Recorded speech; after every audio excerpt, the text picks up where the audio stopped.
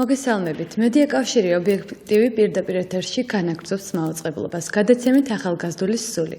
დღევანდელი გადაცემის წამყვანები მე მარიამ კაბანაძე და ჩემი თანაწამყვანი ესმა გუმბერიძე გახლავართ. მაყურებელს ჩვენს ეთერში დასარეკად გავაცნობთ ჩვენს ტელეფონის ნომერს 2388 105, ხოლო სკაიპის მისამართია ობიექტივი 2 ლათინური ასოებით. დაგვირეკეთ და გამოთქვით თქვენი მოსაზრება და ჩვენს სტუმართან ერთად შეძლებს დაგვარად ყველა კითხვაზე ამოწურავად გიპასუხებთ. გახდით ჩვენი გადაცემის თანამონაწილენი. დღეს კი ჩვენ ვსაუბრობთ ისეთ საინტერესო საკითხზე, როგორიც არის საჯარო სამსახურები და შეშემო პირთა უფლებებთან დაკავშირებით მათი საქმიანობა. კერძოდ კი პირველში ქალაქ თბილისის მერთან არსებული შეშემო პირთა უფლებათა საკონსულტაციო საბჭოს აღმასრულებელი მდივანია ჩვენი სტუმარი ბატონი გიგა სოფრომაძე, მოგესალმებით.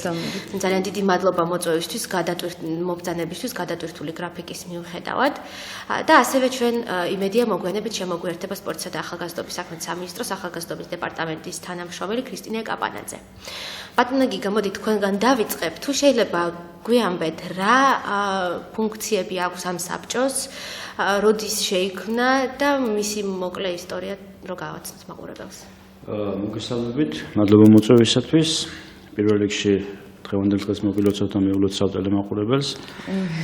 რაც შეეხება საბჭოს შეზღუდული შესაძლებლობის მქონე პირთა საკითხებზე მომუშავე საბჭოების შექმნა საქართველოს მთავრობას დაევალა შეშემო პირთა კონვენციაზე ხელმოწერის შემდეგ, რათა უზრუნველყოფილი იყოს თავიდანვე, როცა შეშემო პირთა პროგრამები იგეგმება სახელმწიფოში, შეშემო პირთა ჩართულობა და მათთან კონსულტაციით და შეთანხმებით მოხდეს ამა თუ იმ სერვისის და პროგრამის დანერგვა.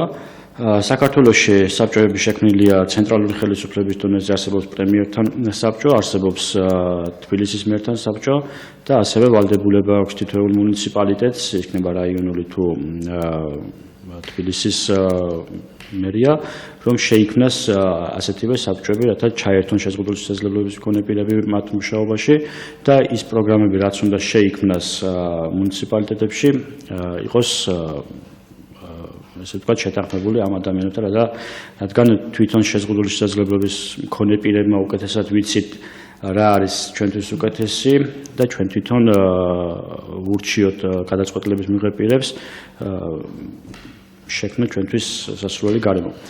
საბჭო თვითონ არის ესე ვთქვათ საკოორდინაციო, საკონსულტაციო, მაგალითად თბილისის მერთან არსებული საბჭო არის მრჩეველთა საბჭო. საბჭოში შესული არის არასამთავრობო სექტორიდან შეშემო პირთა სხვადასხვა თემის წარმომადგენელი პირები, ასევე შესული არის მერის სამსახურის ხელმძღვანელი პირები, რომლებსაც უშუალოდ ევალებათ ამა თუ იმ საბჭოზე მიღებული ამა თუ იმ გადაწყვეტილების ასრულება, როგორც მოგახსენეთ, ყველა საკითხი, რომელიც უნდა გაკეთდეს თბილისის მასშტაბით შეშემო პირთა მიმართულებით, გამოდის საბჭოზე. ჩვენ განვიხილავთ ამ საკითხებს და ხმათა უმრავლესობით წყდება გადაწყვეტილება. ამ გადაწყვეტილების შესრულება არის სავალდებულო ხასიათის. ოქმები პერიოდულად ეგზავნება სახალხო დამცველს, რომელსაც მონიტორინგი ავალია შეშემო პირთა მიმართულებით სახელმწიფოს მუშაობაზე და ამასთანავე ოქმები ეგზავნება პრემიერ-მინისტრთან, რომელიც 2 წელიწადში ერთხელ გაეროში აკეთებს მოხსენებას თუ კონკრეტულად რა ნაბიჯები გადაიდგა ქვეყანაში შეშემო პირთა მიმართულებით. მსგავსი საბჭოები თუ არსებობს საქართველოს სხვადასხვა დედაქალაქებში? სხვადასხვა რაიონებში არსებობს პრეცედენტი არის, რომ საბჭოები შეიქმნას, სამწუხაროა, რომ ყველგან არ არის, ეს უნდა იყოს ყველა მუნიციპალიტეტში აბსოლუტურად. არის რამდენიმე მუნიციპალიტეტში, ზოგან მუშაობს, ზოგან შეფერხებები არის, თუმცა ისიც აღსანიშნავია, რომ ეს პრეცედენტი, როცა შეიქმნა, რომ მუნიციპალიტეტებმა დაიწყეს საბჭოების შექმნა, ძალიან კარგია. სულ ახლახანს პირადად მე ვიყავი ჩართული 2 მუნიციპალიტეტში საბჭოების შექმნაში, ეს არის მცხეთის მუნიციპალიტეტი და ეს არის ოზურგეთის მუნიციპალიტეტი. მათ გამოთქვეს სურვილი, რომ შექმნას საბჭოები და ჩართონ შეშემო პირები თავიანთ მუნიციპალიტეტებში პროგრამების დანერგვასა და განვითარების მიმართულებით. რამდენად ცნობილია ამ საბჭოს შესახებ თუნდაც შიშმო პირებისთვის? მე საკმაოდ გვიან გავიგე სამწუხაროდ, ანუ რამდენად არიან ჩართულები თვითონ შიშმო პირები ამ? აი საბჭოს სპეციფიკიდან გამომდინარე ჩვენ მაქსიმალურად ყოველთვის როცა შიშმო პირები გიკავშირდებიან ყოველთვის ვეუბნებით რომ მუშაობს საბჭოები, ასევე ჩვენი საერთო შეხვედრები როცა ტარდება სხვადასხვა მიზნით იქ ყოველთვის აქცენტია გაკეთებული რომ საბჭოები შეიქმნეს, შექმნილი საბჭოები უკვე გაძლიერდნენ. ასევე თვითონ საბჭოს წევრებსაც ეთხოვათ და პრინციპში ეს ვალდებულებაც არის მათი რომ იმ თემს რომელსაც წარმოადგენენ საბჭოში თვითონ დაუკავშირდნენ და შექმნან ჯგუფები რათა თავისთავად ხა საბჭოზე ვერ მოხდება ყველა ადამიანის დასწრება ამიტომ მათ ეთხოვათ რომ თვითონ თემში შეიკრიბონ იმსჯელონ აქტუალური საკითხები რაც იქნება და პრიორიტეტული საკითხები წამოწიონ წინ და გამოიტანონ საბჭოზე უკვე დამუშავებული სახით. თქვითხარით თემის შემადგენლობაც, მაგრამ თუ შეიძლება დავასახელო. აქ არის უსინათლოთა წარმომადგენლები არიან სმენის და მეტყველების არ მქონე პირთა წარმომადგენლები არიან ფსიქიკური აშლილობის მქონე ადამიანთა წარმომადგენლები, მობილობის შეფერხების მქონე პირთა წარმომადგენლები და ასე არიან ასევე სხვადასხვა სფეროს წარმომადგენლები, რომლებსაც პირდაპირ ნირიბი შეხება აქვთ შეზღუდული შესაძლებლობის მქონე პირების საკითხები. აი მშობლები თუ არიან მაგალითად ბავშვების ჩართულები ან თვითონ თუ მხოლოდ შეშემოპირები არიან წევრები თუ ასევე ასე ვთქვათ არაშეშემოპირები, მაგრამ ამ არასამთავრობოთა აქტივისტები. არა, თვითონ მშობლებიც აქტიურად არიან ჩართულები, ეს ერთ-ერთი მიმართულება არის ჩვენი რომ მშობლების ჩართულობაც გაძლიერდეს და მშობლების როლიც იყოს წარმოდგენილი საბჭოების მუშაობაში, ასე რომ შეზღუდვები როგორც ასეთი არ არის თუ კი სურვილი არის საბჭოში მონაწილეობა თუ წევრის სახით არა მოწვეული სტუმრის სახით ყოველთვის შეიძლება. როგორ ხდება დაკომპლექტება ან დავუშვათ რა პერიოდობით ხდება წევრთა განახლება და ასე თუ შეიძლება ესეც გითხარით საჯარო სამსახურების ვინ თქვით რომ ხელმძღვანელი თანამდებობების წარმომადგენლებიც არიან რომელი დაწესებულებების თუ სამსახურების წარმომადგენლებით არის დაკომპლექტებული ეს საბჭო ასევე მერი თბილისის მერი თავმჯდომარეობს როგორც ვიცი და სტრუქტურულად თბილისის მერი ეს არის თბილისის და ზოგადად მერთან და პრემიერთან არსებული მრჩეველთა საბჭო. საბჭოს ხელმძღვანელი ყოველთვის არის მერი და ცენტრალური ხელისუფლების დონეზე პრემიერ-მინისტრი, რაიონების დონეზე სადაც მერები არის გამგებლები არიან საბჭოს ხელმძღვანელები. საბჭოს თავმჯდომარები უკაცრავად თავმჯდომარის მოადგილის ფუნქცია აკისრია მერის და გამგებლის მოადგილეს თავმჯდომარის არ ყოფნის შემთხვევაში. ასევე წარმოდგენილი არიან საბჭოში იმ საქალაქოს თბილისის მაგალითად იმ საქალაქო სამსახურის წარმომადგენლები, აი მაგალითად არქიტექტურის სამსახური, ზედამხედველობის სამსახური, სოციალური სამსახური და ასე შემდეგ, ვისაც ავალია იგივე გარემოს მოწყობა, იგივე სერვისების შექმნა, პროგრამების დანერგვა და გაუმჯობესება და ასე შემდეგ. დაკომპლექტებას რაც შეეხება თბილისის მერი ახდენს საბჭოს წევრების დაკომპლექტებას, მოწვევას და შემოთავაზებას საბჭოსთვის დამტკიცებაზე. არის ასევე როტაციის პრინციპი, რომ ორ წელიწადში ერთხელ საბჭოს წევრები იცვლებიან და ხდება ჩანაცვლება ძველი წევრების, ახალი წევრებით. და რა კრიტერიუმებით ხდება, ანუ დავუშვათ შერჩევა წევრების?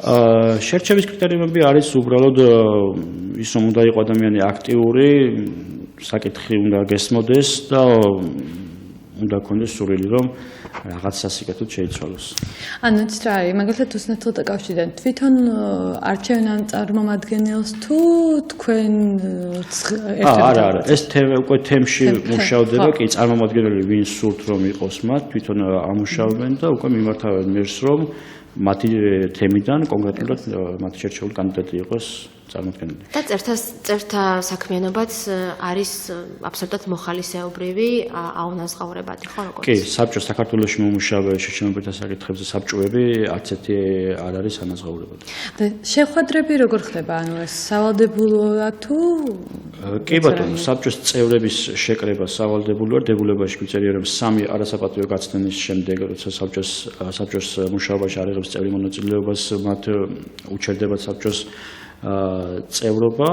ყველა წევრს აქვს თანაბარი უფლება, გარდა თავმჯდომარისა, რომელსაც ცოტა გაზრდილი უფლებები აქვს, შეიძლება რაღაც საკითხზე გამოიყენოს ხმის გადაწყვეტის უფლება, მაგალითად თუ საკითხი გაიყო ორად და ხმების განხილვაზე ხმების თანაბარი რაოდენობა მიიღო, ამ შემთხვევაში საბჭოს თავმჯდომარეს აქვს უფლება მიიღოს მისთვის სასურველი გადაწყვეტილება, რომელსაც ის ჩათვლის საჭიროდ რომ განხორციელდეს.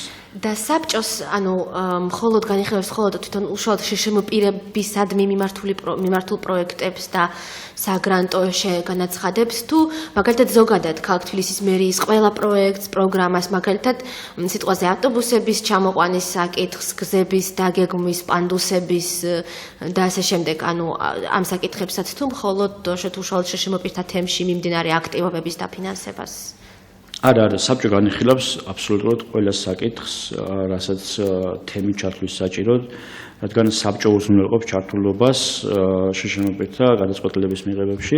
ეს ნებისმიერი საკითხი, რაც ეხება შეზღუდული შესაძლებლობით მქონე პირებს, ეს იქნება სოციალური პროექტები თუ ინფრასტრუქტურული პროექტები, მათ შორის ტრანსპორტი, გარემოს საწნომობა და ასე შემდეგ, ყველა ნებისმიერი საკითხი აბსოლუტურად შესაძლებელია გატანილი იქნას საბჭოზე და განხილული იქნას. ავტობუსებზეც ძალიან საინტერესო არის თქვენი მოსაზრება. ახლა ცოტა ხნის წინ სულ შემოყვანილი იქნა 10 ახალი ავტობუსი 61 ნომრად, ასე თქვათ, რომლებიც ითქვა, რომ არის ადაპტირებული შშმ-პირთათვის. თქვენი აზრით, რამდენად ადაპტირებული არის მართლაც ის ყველა ტიპის შეზღუდვის მქონე ადამიანისთვის?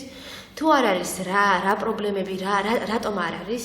და ასევე რა უნდა გაკეთდეს იმისთვის და რა კეთდება იმისთვის, რომ ეს ავტობუსები თუნდაც იყოს უფრო ადაპტირებული? კი ბატონო, ამ შემთხვევაში უმეტესად ავტობუსის ადაპტირება დაგეთანხმებით რომ არ არის ყველასთვის ხელმისაწვდომი და ძირითადად კონკრეტულ მომენტში არის მხოლოდ ეთლით მოსარგებლად შეზღუდული შესაძლებლობის მქონე პირებისთვის, თუმცა ყველა მონაკვეთში შეიძლება აქაც არ ქონდეს სახარბელო სიტუაცია, რადგან თვითონ ქალაქი არ გვაძლევს საშუალებას, რომ თუნდაც პანდუსი გაიშალოს კომფორტულად და ისე კარგად, რომ ეთლით მოსარგებლე ადამიანმა თავისუფლად ისარგებლოს. სხვა ისეთი სავსეა ხოლმე ეს ავტობუსები, რომ უბრალოდ შეუძლებელი ეთლი დაეტიოს. კი, თუმცა ამ შემთხვევაში მე რამდენჯერმე ვისარგებლე ავტობუსით და ასევე მონიტორინგზეც გავდივარ ხოლმე საზოგადოებრივი ტრანსპორტის მიმართულებით და ხდება ხოლმე გამცილე კონტროლიორები, ეგრეთ წოდებული გამცილებლები, ვინც არიან ავტობუსების, მაქსიმალურად ცდილობენ, რომ შექმნან ესე ვთქვათ კომფორტი და გარემო იმისათვის, რომ შეზღუდული შესაძლებლობების მქონე პირმა თავისუფლად იმგზავროს. პრობლემები არის თუნდა დამონტაჟებული არის ავტობუსში დინამიკები და მიკროფონები იმისათვის, რომ ხდებოდეს გამოცხადება და მაგალითად უსინათლო ადამიანმა კი გაჩერებების თუნდაც რომ უსინათლო ადამიანმა იცოდეს რომელ გაჩერებაზე არის. ამ მიმართულებით მიმდინარეობს მუშაობა 13 სექტემბერს 2016 წლის 13 სექტემბერს საკრებულომ მიიღო ბრძანებულება და 29 გაჩერებას თბილისში საპილოტოდ მიანიჭა დასახელება. დაუკავშირეთ ტრანსპორტის სამსახურს და მათგან მივიღე ინფორმაცია, რომ მიმდინარეობს მუშაობა წყოლების გადამზადების მიმართულებით, რომ ეს გაჩერებები გამოცხადდეს, რომ უსინათლო პირებისთვის მარტივად აღსაქმელი იყოს და ყოფებიან ტერიტორიულად და გამარტივებული იყოს. კი, გეთანხმებით ჯერჯერობით არ ცხადდება და ეს საკითხი გვყავს ჩვენ ყურადღების ცენტრში დაყენებული. ამასთანავე ჩვენ ვისაუბრეთ იმაზე, რომ სმენის არ მქონე ადამიანებისთვის იყოს ხელმისაწვდომი გაჩერებები, ავტობუსები, კი, ტაბლოები დაიწყება ტაბლოების დამონტაჟება ავტობუსებშიც, გაჩერებებზეც, მეტროსადგურებში, რომ ის რაც გამოცხადდება ხმოვანი ტექსტით, ასევე გავიდეს ნაწერის სახით, რომ ყველა ადამიანმა შეძლოს იგივე მაგალითად ნომრების გამოცხადება, თუნდაც გაჩერებების, მე ბევრის გამსმენია, რომ ესეც თავშით იქნებოდა შეღავათი. ასევე პრობლემური არის იგივე მოთხოვნითი გაჩერებები და იგივე ის, რომ კონკრეტულად ესეთი განრიგი არ არსებობს ავტობუსების კაცრი, მე როცა გაჩერებაზე ვდგავარ და შეიძლება 10 ავტობუსი ჩერდებოდეს, მე თუ ვერ ვხედავ, ძალიან რთულია რომ გავიგო რომელი ავტობუსი არის, ასე ვთქვათ, ჩემი, რომელშიც უნდა ჩავჯდე და განრიგი რო იყოს ახლა მაგალითად როგორც სხვა ევროპულ ქვეყნებში წუთი-წუთში ვიცი რომ ამა და ამ საათს და ამა და ამ წუთზე დავშოთ მოდის ეს ავტობუსი. ეს მას შევერთდები და მე ვიტყვი და ერთ ჩემს შემთხვევას მოვიყვანო კონკრეტულ მაგალითს. კოლმეურნეობის მოედანზე არის უამრავი ავტობუსი, რომელიც ყველა სხვადასხვა ადგილას ჩერდება და როცა მოდის კონკრეტული ადგილი არ აქვს, როცა მე ჩემი ავტობუსი მჭირდება, მიწევს სწავლება, იცით როგორ ერთს გავედევნო, მეორეს გავედევნო, იქ რაღაც ჩემი მომენტი მიჩნდება, რომ აი მომერიდა რაღაცა ესე არ მოვიქცე საზოგადოებამ როგორ შეიძლება შემომხედოს. ანუ ვიტანჯები ფაქტიურად. ამ ბოლო შემთხვევაში ის იყო, რომ შუქი არ ვიცი რატომ რაღაც შეფერხება იყო ეთყობა და განათების სისტემა იყო არ იყო ჩართული და ფიზიკურად ვერ მოვახერხე მე კოლმეურნეობის მოედნიდან ავტობუსით წასვლა და მომიწია რაღაც სწავლება. ანუ აი ეს ამ მიმართულებით თუ ხდება რაღაც აი მაგალითად კონკრეტული ადგილი სადაც შეიძლება იყოს ავტობუსი. და არ ვიწოვოთ ამისთვის. ძალიან ცოტა ხნით აჩერებს და უბრალოდ შეუძლებელია ხოლმე გაღწევა ან შემოღწევა ავტობუსი. კი ბატონო, ჩვენ და პირადად მე ტრანსპორტის სამსახურის ხელმძღვანელთან გვაქვს აქტიური ურთიერთობა. მისგანაც სამსახურულად გვევალება ჩვენესთან, თუმცა მისგანაც იყო დიდი მზაობა და სურვილი, რომ გავსულიყავით მონიტორინგზე და დაგვეთვალიერებია ის პრობლემატური ადგილები და შეგვესწავლა სიტუაცია თუ სად რა ტიპის პრობლემა არის. მოგეხსენებათ ახალი ავტობუსები, ახალ ავტობუსებზე რო ვთქვათ ახალი შემოყვანილია და რთულია უცებ გადაწყობა სისტემის ყველაფერი, თუმცა აი საბჭოს შევეხები, ისე ზუსტად მსგავსი საკითხები, კარგი იქნება თუ დადგება საბჭოზე და ჩვენ ვიცით რომ უსნათლთა კავშირისგან მივიღეთ წერილი საბჭოში განსახილველ საკითხთან დაკავშირებით, რომ ერთ-ერთი ყოფილიყო ეს საკითხიც, რომ ეს პრობლემები განვიხილოთ, შევისწავლოთ, ვიმუშაოთ ამ საკითხებზე, რომ ზუსტად ის სირთულეები, რაც თქვენ დაასახელეთ ახლა, აღარ იყოს სამოქალაქო ქალაქში. ეს რა მაინტერესებს, აი რის მიხედვით შეირჩა თუნდაც 61 ნომერი ავტობუსზე დანიშნა ამ ახალი ავტობუსების ამ მიმართულებით რის მიხედვით შეირჩა და რამდენად თვლით თუ არა რომ მართლა გამოსაყენებელია იმ კონკრეტულ ტერიტორიაზე შეშმპირები ნამდვილად სარგებლობენ, იყენებენ ამ ავტობუსს?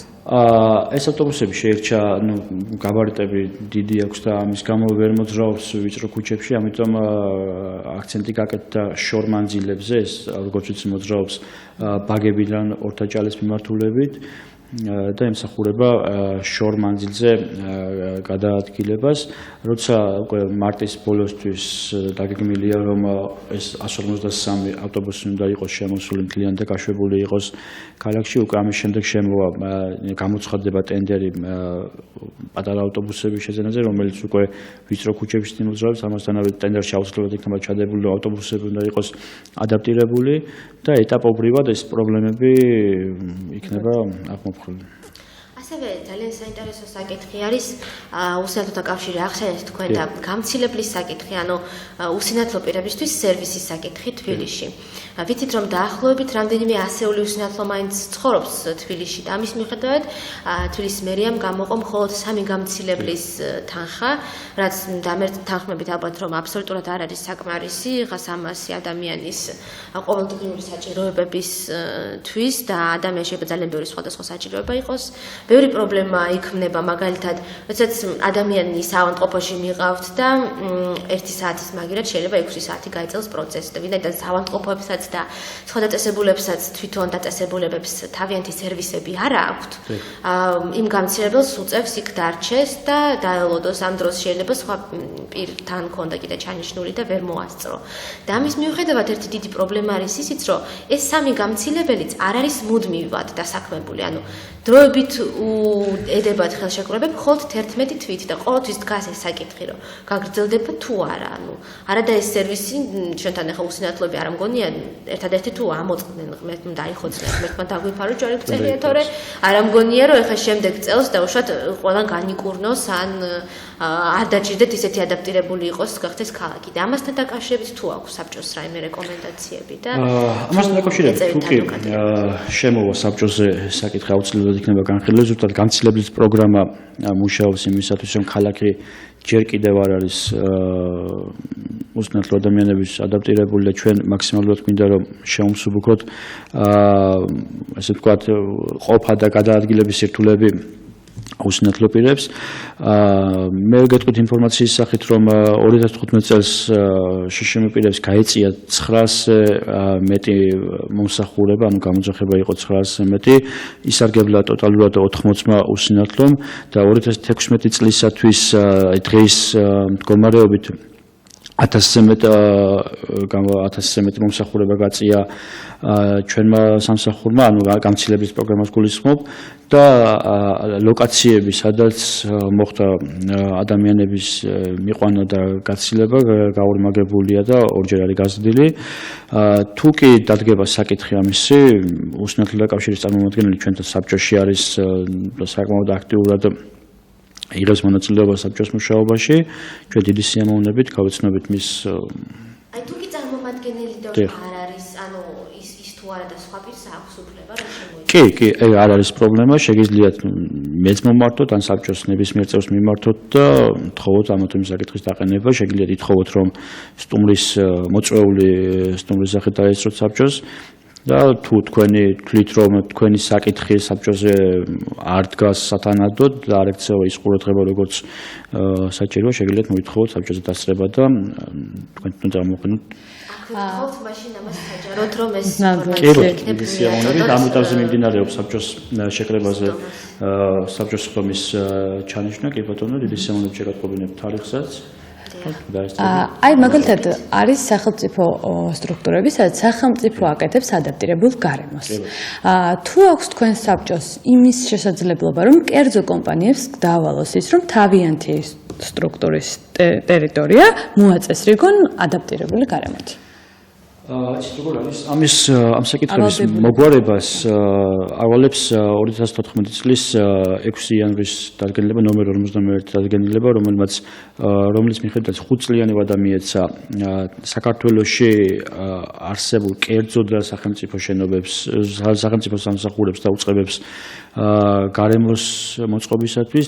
საბჭო ამ ეტაპზე სარუმუშავია კერძო კომპანიების თუ ასე შემდეგ კერძო პირების შენობის ადაპტირებაზე, თუმცა ჩვენ აქტიურად მუშაობთ ახალი პროექტები, რომელიც შემოდის მერიაში, რომელიც უკვე დაგეგმილია და მშენებლობა არ დასრულებულა.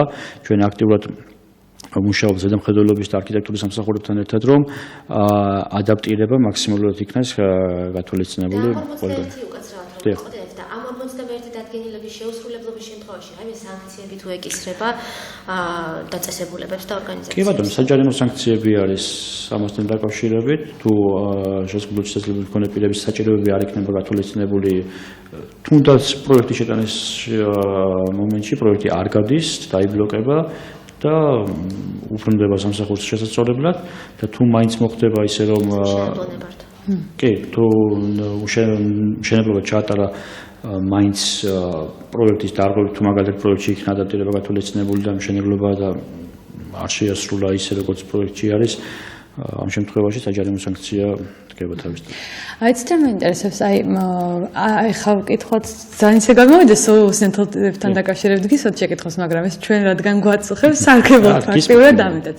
ანუ თუ დაუყენებია უსინათლოთა კავშირს ესეთი საკითხი ბანკებთან დაკავშირებით, ანუ ამდენი ხანია ეს პრობლემა დგას და ფიქრობენ, რომ აი ესე უნდა მოვაგვაროთ, ესე უნდა მოვაგვაროთ. რა ხდება? კონკრეტული გადაწყვეტილება თუ მიიღო საბჭომ, ან რა შეიძლება გაკეთოს? ზარიათებში და ბოდიში. გისმენთ პირდაპირ ეთერში ხართ. მოგესალმებით. ალო? მოგესალმებით. უკაცრავად მე ცოტა გვიარჩევთ ტელევიზორი და სტუმრები რომელ საბჭოზე საუბრობენ და შემდეგ შეკითხვას დაუსვათ თუ შეიძლება. სტუმრები საუბრობენ თბილისის მერიასთან არსებულ საბჭოზე შშმ პირებთან დაკავშირებით.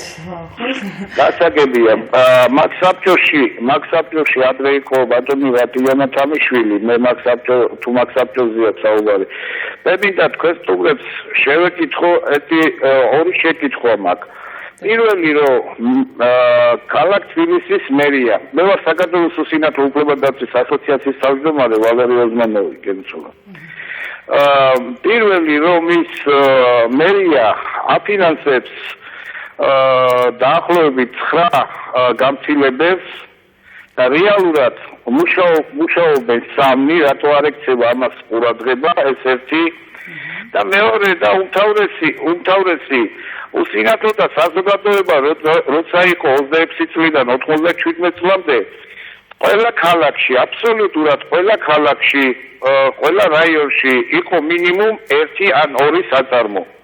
დღეს ეს საწარმოები უსინათლოთა კავშირმა გაყიდა. პირადად მე დოკუმენტაცია მაქვს, ხელთ მაქვს დოკუმენტაცია და ეს პროკურატურაშიც არის და საფინანსო პოლიციაშიც არის ეს ფინანსო პოლიციაში. და ამაზე გამოძიება მიდის. ეხლა კიდევ ახალს ვაპირებ შეტანას, კიდევ დამამტკიცებელი კიდევ დამატებითი საბუთები. მე მაინტერესებს რატო უნდა სთხოვოს ამ თუნდაც მერიამ, თუნდაც სახელმწიფომ რომელიმე კერძო კომპანიაში დასაქმდეს უსინათლო ან შეშლილ პირი ჩვენ საზოგადოებაში საწარმოები როცა იყო ყველა სახის შეშლილ პირი იყო დასაქმებული.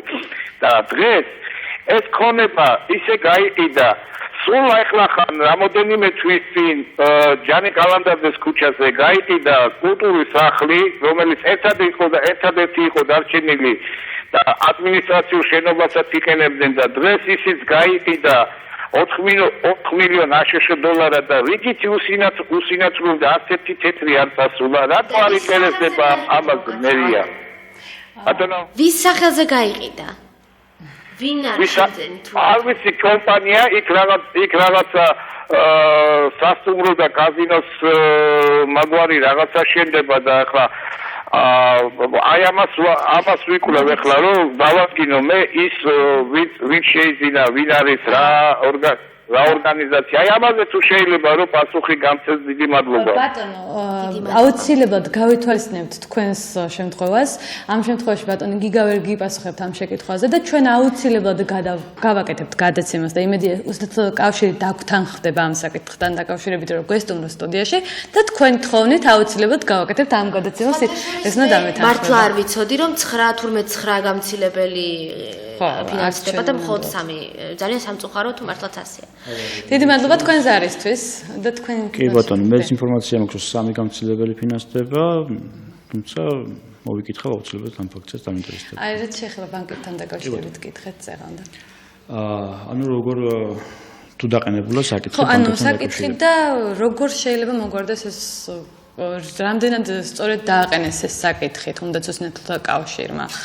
რა ინფორმაცია მოგაწოდეს, რა გვჭირდება? მე კი გეტყვით, რა მჭირდება ახლა ნამდვილად როგორ შეიძლება ბანკი მომისახუროს, მაგრამ კი ბატონო, ბანკებთან ურთიერთობა ჩემთვის არ არის მარტივი, რადგან ეთლით გადავადგილდები და ჩვენთან სამწუხაროდ საბანკო მომსახურება ჯერ კიდევ ვერ პასუხობს იმ სტანდარტებს და მოთხოვნებს, რაც გვაქვს შეზღუდული შესაძლებლობები გქონდეს, რაც გვჭირდება უბრალოდ და რაც უნდა იყოს განვითარებულ ქვეყანაში. და აკეთებდეს კერძო სამსახური. აღნიშნული საკითხი ჩემი მუშაობის პერიოდში არ ყოფილა შემოსული და ინფორმაციაც არ მაქვს, რომ ბანკებზე დამდგარი იყოს საკითხი, საბჭოზე განხილული იყოს, ოკუმების გადავხედე მე როცა დავინიშნე აღნიშნულ თანამდებობაზე, მსგავსი საკითხი არ შემოხვდა, რომ განხილული ყოფილიყო საბჭოზე, რომ ბანკების მიმართ მერიას რაიმე იმედია თქვენ ახსენეთ თქვენი პრობლემა და რაღაცა მიმართულებით მოხერხდება. კი ბატონო, ჩვენ ანუ აქტიურად მუშაობთ ყველა პრობლემას ვინიშნავთ, სანამ აღნიშნულ თანამდებობაზე დავინიშნებოდი, მანამდე ჩვენ გქონდა ეს პრობლემები და აქტიურად მუშაობთ იგივე არასამთავრობო სექტორიდან და ეტაპობრივად არ არის მარტივი საკითხი, უცებ ყველა საკითხის და ყველა პრობლემის მოგვარება მით უმეტესად საქმე ეხება კერძო სექტორს. თუმცა ჩვენი შეძლებიდან გამომდინარე ყველა გზას ვეძებთ და ყველაფერს ვაკეთებთ იმისთვის, რომ თუ დაჩქარებულად ვერა ნელ-ნელა ნაბიჯ-ნაბიჯ մենք მოვაყოლოთ. თუნდაც არასამთავრობო ორგანიზაციას წარმოადგენდით ადრე, ხო, ნამდვილად. ბატონო გიგა, კიდევ ერთი ესეთი კითხვა მაქვს, თქვენი მოსაზრება არის ძალიან საინტერესო ესეთ საკითხზე. 150 საჯარო სკოლასთან, ეს მარჯანიშვილის მეტროსთან მდებარეობს იმ უბანში, აღმაშენებლით გამზირზეა და განათლების სამინისტროსთან ახლოს მდებარეობს ეს სკოლა. არის პანდუსი, მაგრამ სკოლაში არის კიბები. ვიდრე თვითონ სკოლა არ არის ადაპტირებული. სკოლასთან გზაზე არის პანდუსი გადასასვლელზე, მაგრამ შემდეგ უკვე სკოლაში მოსწავლე ვეღარ შეახტოს, ანუ არის შეუღწევადი.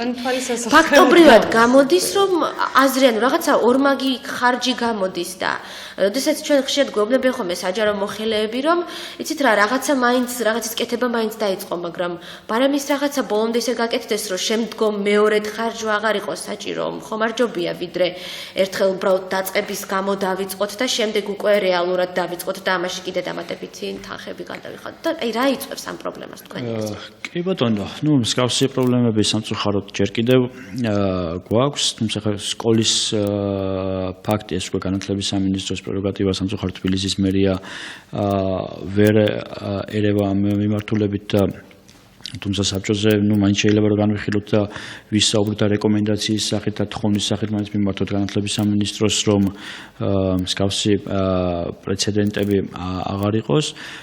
თუმცა აქვე არის ის, რომ ხდება ხანდახან ეტაპობრივი ადაპტირება, მაგალითად არ არის ერთიანი ბიუჯეტი, რომ თლიანი შენობის ადაპტირება მოხდეს. ამ შემთხვევაში ხდება რამდენიმე წელზე გაწერა სამოქმედო გეგმის, რომ დიახ, მიმდინარე წელს მოეწყოს შესასვლელი, მომდევნო წელს მოეწყოს შიდა სივრცე უკვე. ეს არის და მსგავსი პრობლემები კიდევ აღნიშნავ, რომ ნამდვილად ძალიან ბევრია და სამწუხაროა, რომ თუნდაც ადაპტირებას როცა ამბობენ, მხოლოდ პანდუსი თვალისწინებენ და სხვა ესე ვთქვათ, დამხმარე საშუალებები, რაც სხვა ტიპის შეზღუდვის ადამიანებს ჭირდებათ გარდა ეტლით მოსარგებლისა, ხშირ შემთხვევაში არ არის ხოლმე გათვალისწინებული.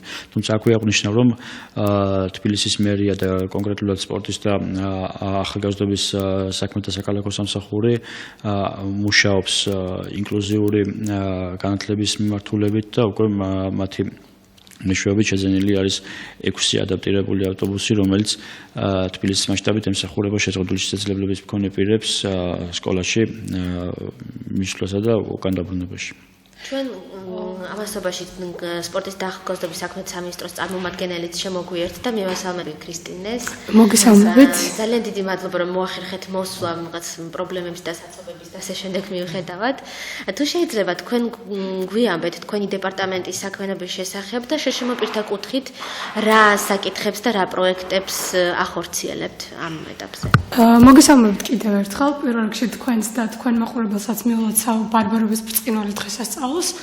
რაც შეეხება ჩვენ სამინისტროს ერთ-ერთი მთავარი მიმართულება არის შეზღუდული შესაძლებლობის მქონე პირი ახალგაზრდები. 2013 წლიდან ახალგაზრდული პროგრამების სამმართველოს დაემატა შეზღუდული შესაძლებლობის მქონე პირთა საზოგადოებაში ინკლუზიის პროგრამა.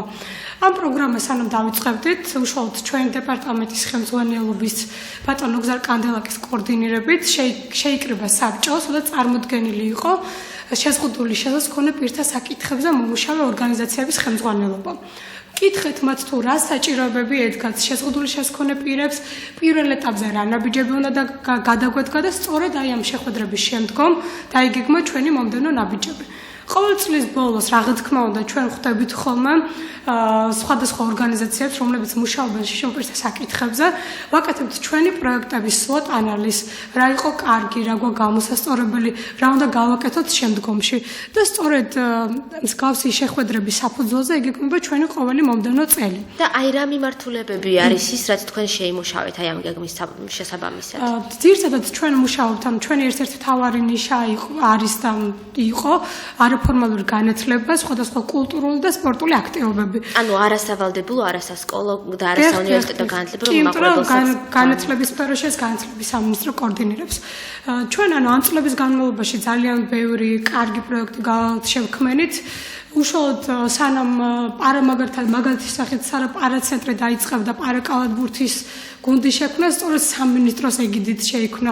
ასევე უსინათლოებზე გეტყვით, რომ მერიასთან ერთად კოორდინირებით ტიფლოკომენტირების პროგრამა გაკეთდა, რომელიც დღესაც გრძელდება და უსინათლო ახალგაზრდებს აქვთ შესაძლებლობა, რომ ფეხბურთის მატჩებს დაესწრონ და მოусმინონ და ჩვეულებრივად აღიქვან თუ რა ხდება ფეხბურთზე იმ მომენტში. გარდა ამისა, ერთ პროექტზე გავამახვილებ ყურადღებას, ეს ახლა მიმდინარე პროექტი არის, დავიწყოთ პროგრამირების ინკლუზიური კურსი. სოფლიო ბაზარზე ერთ-ერთი ყველაზე მთავარი და მაღლა ნაზღაურებადი პროფესია არის მობილური პროგრამისტი. და ამის საფუძველზეც პირველ ეტაპზე საპილოტეთ ჩვენ შევარჩიეთ 10 შეზღუდული შესქონე პირი ახალგაზრდა, რომელსაც უტარდება ორთვიანი ტრენინგები. ტრენინგების პირველი კურსი დამთავრდება 25-ში. უბრალოდ პირველ ეტაპზე მოგვიწია, რომ ფაქტობრივად ისეთი მოთხოვნები გქონდა, რომ მოხდა ისე, რომ ყველა შეზღუდვის ტიპის მქონე ახალგაზრდა ვერ შეძლო პროექტში ჩართვა. ამ საკითხთან დაკავშირებით თუ შეიძლება ჩვენს იმასაც დავფიქსირებ. ანუ ამ პროექტის შესახებ რომ მე გავიგე, Facebook-ის საშუალებით გავიგე შემთხვევით და მოხდა ისე, რომ გადავედი სხვადასხვა გვერდებზე, სადაც უნდა დავრეგისტრირებული ვიყავი და ჩემი ხედულობის პრობლემის გამო ვერ მოვახერხე ფიზიკურად გარკვევა სიტუაციაში.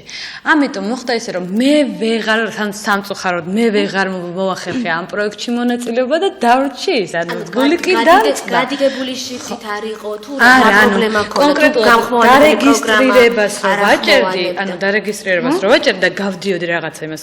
მე არ მიჩვენებდა რომ ეს გაიგზავნა.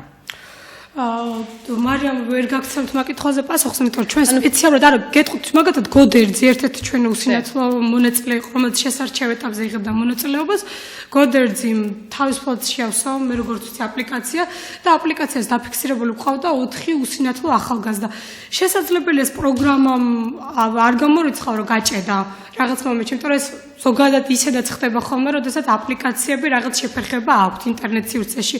თუმცა მე შემიძლია დაგისაბუთოთ და თუ საჭირო იქნება რომ გაჩვენოთ, რომ ჩვენ უსინათლო მონაწილეები პირველ შესარჩევ ეტაპზე რეგისტრირებულები გვყავდნენ. არა, მე არ ვიცი ხარ კანონზე. მე ესეთი თუმცა გვაქვს ერთი პრობლემა დავამთავრებ, რადგან ანუ ამ საკითხს შევეხეთ.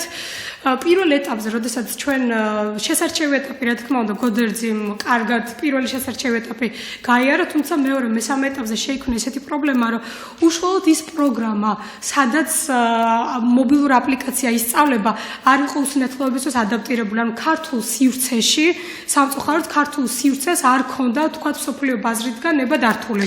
თუმცა ჩვენ ამაზე ვაპირებთ მუშაობას.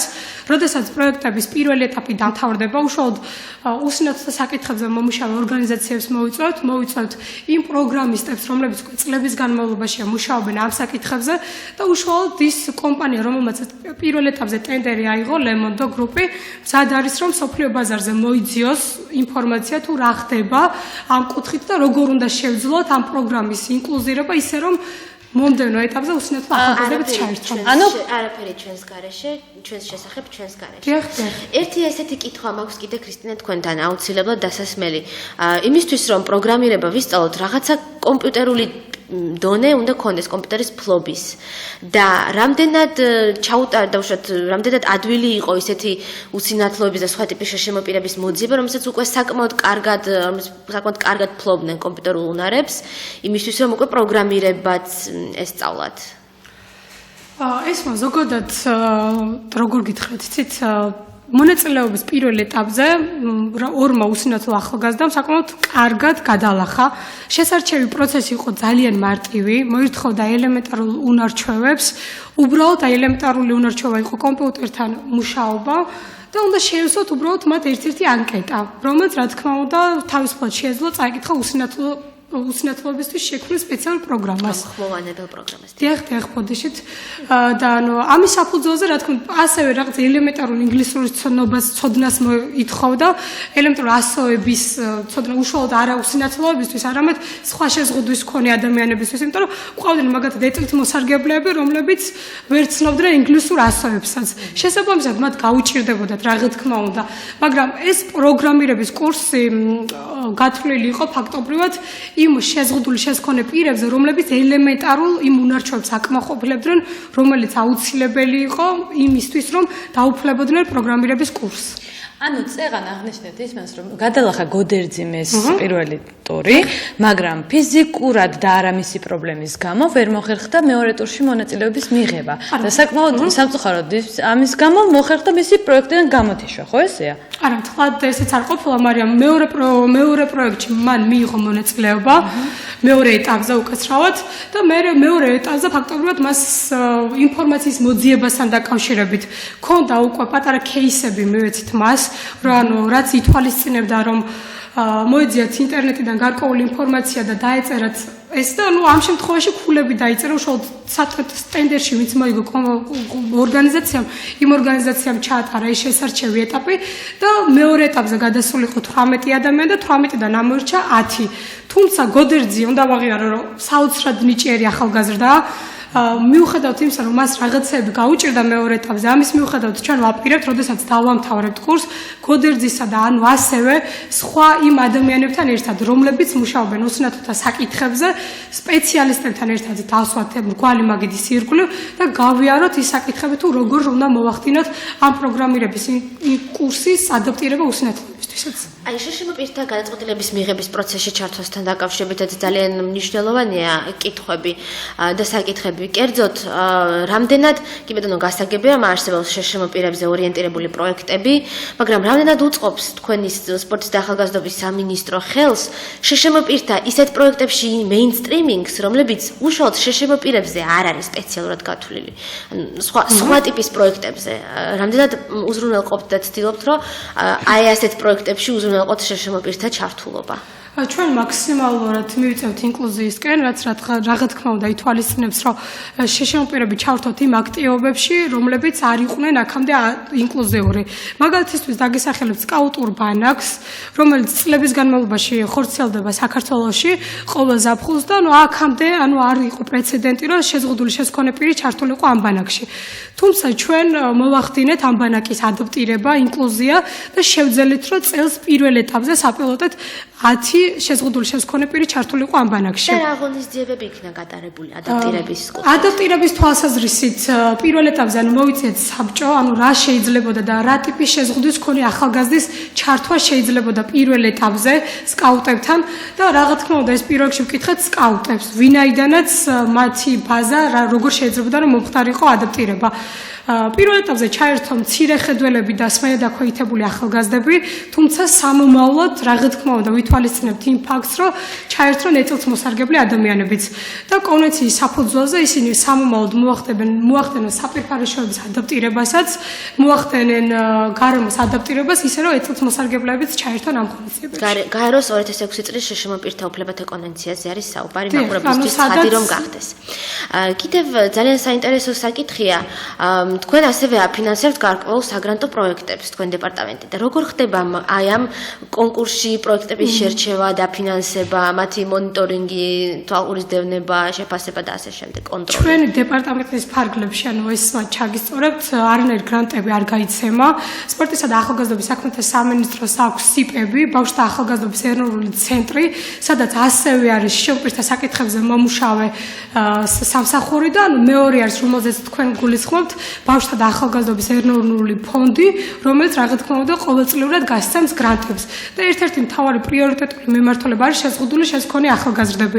მე ხომ დეტალურად არ შემიძლიათ გითხრათ თუ უშუალოდ ფონდში როგორ და რანაირად ფინანსდებენ, ეს სასურველია თუ ფონდის ხელმძღვანელობას ვკითხავთ, მაგრამ მე ვიცი რომ საბჭოში წარმოდგენილები არიან შეზღუდული შესქონე პირი ადამიანები, უშუალოდ უსინათოთა თვალსაზრისით ჩართული არის ჩვენ ამ საბჭოში ერთ-ერთი უსინათო და ისინი წყვეტენ თუ ვინ უნდა დაფინანსდეს. მოდით ბატონო გიგასთან გადავალ ამ შეკითხვით თუ შეიძლება თქვენი საბჭო თუ აფინანსებს რაღაც სხვადასხვა პროექტებს ამ შემთხვევაში აი კი ვისაუბრეთ იმაზე რა ასაკეთებს და როგორ მაგრამ ამ შემთხვევაში თუ აფინანსებს სხვადასხვა პროექტებს საბჭო თვითონ აფინანსებს არაფერს საბჭო განხილავს ანუ არა პროექტების განხილვაც არ ხდება ჩვენთან როგორც დაფინანსების მიზნით თუმცა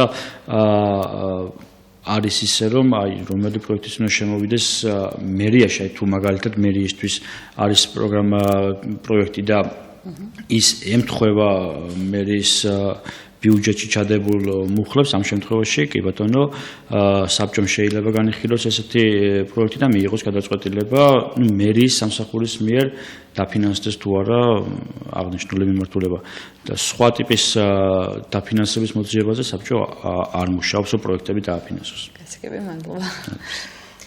ძალიან მნიშვნელოვანია კიდევ აი ზოგადად თქვენ ქრისტინას უნდა მიმართო რა თქმა უნდა კითხვით.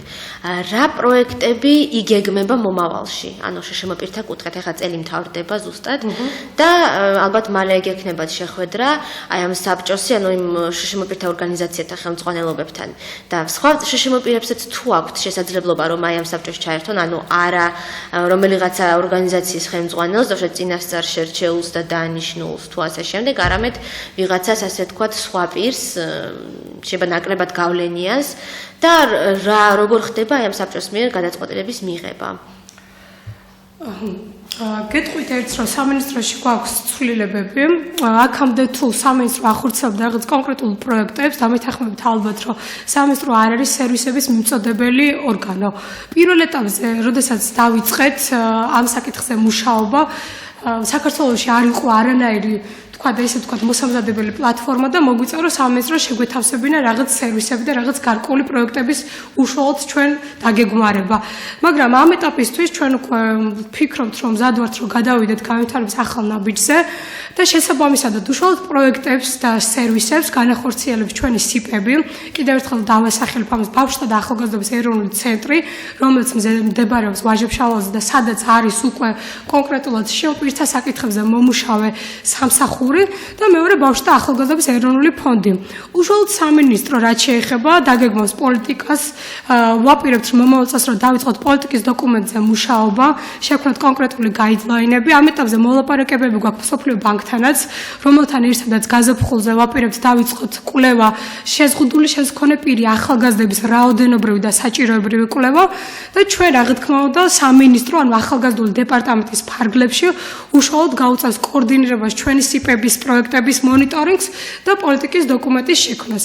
რაც შეეხება უშუალოდ პროექტებზე, თქვა სხვადასხვა ტიპის ანუ არაფორმალური განათლება იქნება თუ სპორტული თუ კულტურული აქტივობები, ამ ყველაფერს დაგეგმავს ჩვენი სიპები და შემიძლია მე რომ შემდგომ გადაცემაში მას თხოვო და გეცვიო და დეტალურად დაგიხსნა ყველაფერი.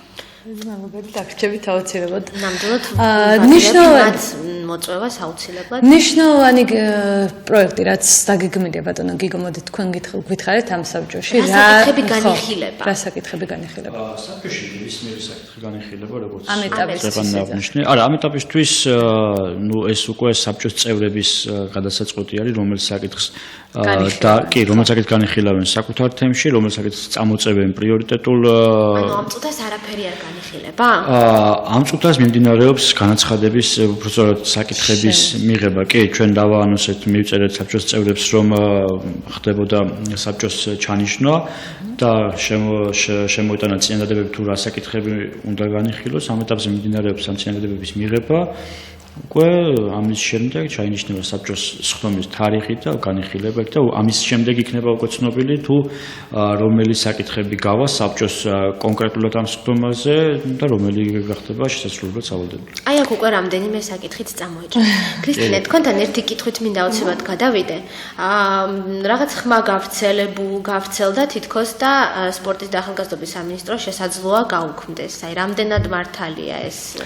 უშუალოდ მე არ მაქვს ამ საკითხთან დაკავშირებით ინფორმაცია, ვერც გეტყვით რა უქმდება, იმიტომ რომ ჩვენ გეგმავთ მომავალ წელს. გითხარით კიდევაც ერთ-ერთ სერიოზულ პროექტს, რომელზეც ჩვენ ვაპირებთ მუშაობას მსოფლიო ბანკთან, ეს არის კვლევა და კვლევა რა თქმა უნდა წელზე მეტხანს გაგრძელდება და სამინისტრო რო გაუქმებულიყო, მაგ შემთხვევაში მსოფლიო ბანკი არ დაიჭერდა ჩვენთან თანამშრომლობას. სამწუხაროდ ჩვენ დრო ამოიწურა. დიდი მადლობა თქვენ მობრძანებისთვის და ამ მნიშვნელოვან საკითხებზე საუბრისთვის. ჩვენს მაყურებელს მოვხდით ბოდიშს და რაღაცა არ გოგახსენდა და მართლა დიდი ბოდიში დღევანდელი დღეს არ მოლოცვის გილოცავთ აუცილებლად და გესურვებთ ჯანმრთელობას პირველ რიგში. რაც შეეხება ბარბარეს მადლი. რაც შეეხება ჩვენს ზარს აუცილებლად ვისაუბრებთ ამ თემაზე და აუცილებლად გავაკეთებთ ამ თემასთან დაკავშირებით გადაცემას. და მადლობა ჩვენს დღევანდელ სტუმრებს აქ საინტერესო საკითხების წამოწევისთვის და ზუსტად 2 კვირით დაგემშვიდობებით.